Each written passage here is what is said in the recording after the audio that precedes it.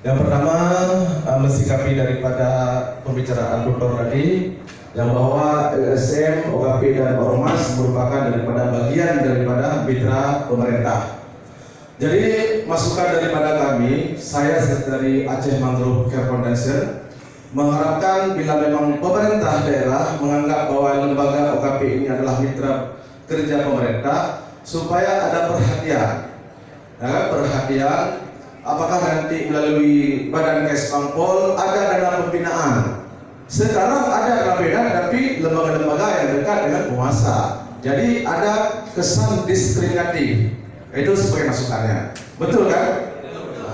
Yang kedua, lembaga LSM ini yang bergerak bermacam spesifikasi, sehingga kami berharap misalnya dari DPR atau pemerintah dalam membuat suatu regulasi tertentu, maka diharapkan untuk mengundang lembaga-lembaga yang membinangi dalam suatu pembahasan, misalnya dalam hal mengatur tata ruang.